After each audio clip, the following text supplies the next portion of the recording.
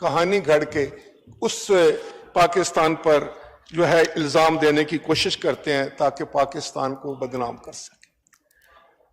جناب اسپیکر، یہ جو 22 اپریل کو پہلگام کا واقعہ ہوا اور جس طریقے سے ہندوستان نے اس کا الزام پاکستان پر لگایا، کوئی احمق ترین شخص بھی یہ سمجھ سکتا ہے کہ وہ ایک من گھڑت کہانی تھی اور اس کا پردہ چاک ہو چکا ہے اور لوگوں کو نہیں، پوری دنیا کو اس کا علم ہو چکا ہے کہ وہ صرف پاکستان کو بدنام کرنے کے لیے تھا۔ اس کے بعد بلا اشتعال رات کے تاریکی میں، جیسے سب دوستوں نے کہا، کہ چوروں کی طرح اس نے پاکستان پر حملہ کیا۔ الحمدللہ افواج پاکستان، پوری قوم ہمہ وقت تیار تھے اور انہوں نے جس بہادری کے ساتھ، جس جرت کے ساتھ، جس دانشمندی کے ساتھ اور جس میں سمجھتا ہوں کہ انسانی قدروں کو سامنے رکھتے ہوئے انہوں نے دشمن کا نہ صرف وار پسپا کیا بلکہ ان کو بہت بڑا نقصان پہنچایا، اور جس ہندوستان کو اپنے رافیل جہازوں پر بڑا گھمنڈ تھا اور وہ کہا کرتا تھا کہ جب رافیل آئیں گے تو اس کا کوئی مقابلہ نہیں کر سکے گا، ان کو زمین بوس کیا۔ تو اس پر میں سمجھتا ہوں کہ پاکستان ایئر فورس کو جتنی بھی ستائش کی جائے، جتنی بھی مبارکباد کی جائے، جتنی بھی ان کو جو ہے شاباش دی جائے، اس قوم کی طرف سے وہ کم ہے کہ انہوں نے پاکستانی قوم کا سر فخر سے بلند کر دیا۔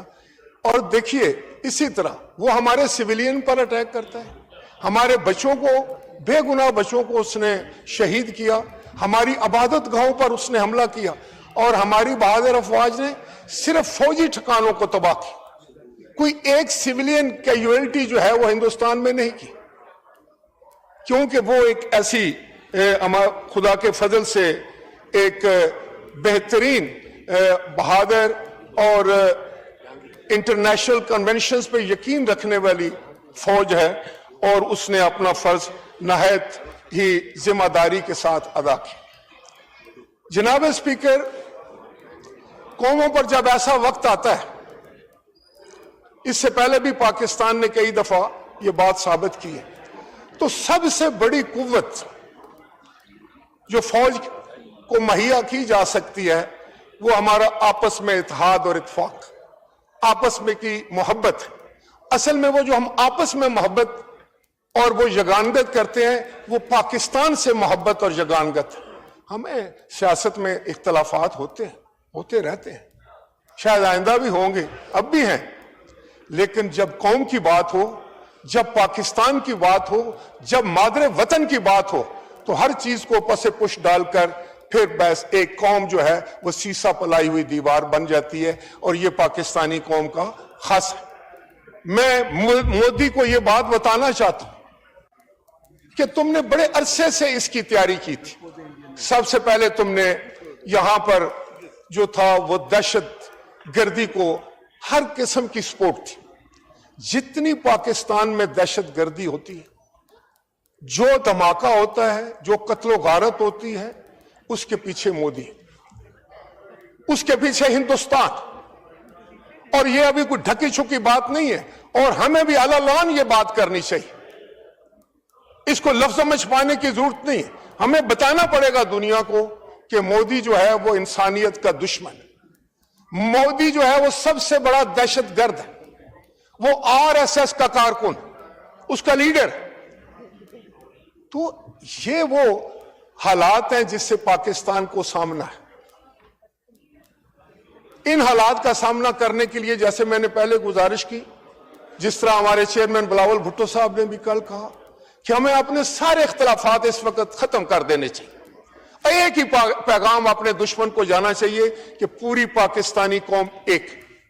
اب دوسری طرف دیکھیے، ایک تو یہ کہ بھائی وہاں پہلگام کا واقعہ ہوا ہے، یہ پاکستان نے کرایا، اور دوسری طرف جب یہاں پر ہماری ٹرین کا واقعہ ہوتا ہے، جناب اسپیکر، ٹرین ہے جو جعفر ایکسپریس اس میں کوئی شبہ نہیں کہ وہ اس کے پیچھے ہندوستان تھا.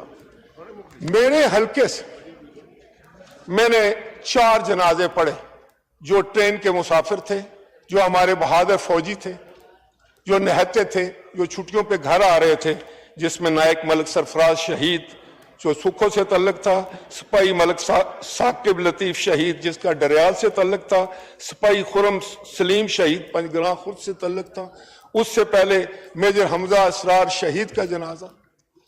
تو جناب اسپیکر, ہم تو اپنے بچوں کے جنازے اٹھاتے ہیں اور ساتھ فخر بھی کرتے ہیں کہ وطن کی خاطر انہوں نے اپنی جان کی بازی لگا دی, انہوں نے وطن کی خاطر اپنا خون دیا.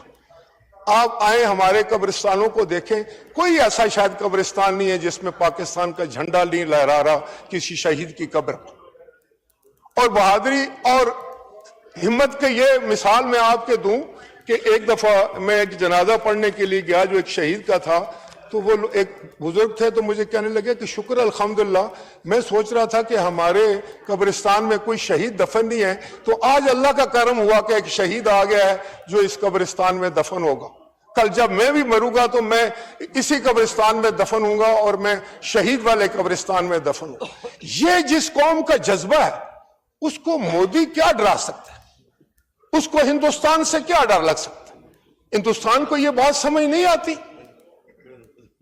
کہ وہ یہ قوم ہے جس کا جذبہ ہے اور انہوں نے اپنے بچوں کو پال پوس کر فوج میں بھیجا ہے, اور ایک جذبے کے ساتھ کہ یا تم غازی بنو گے یا شہید بنو گے.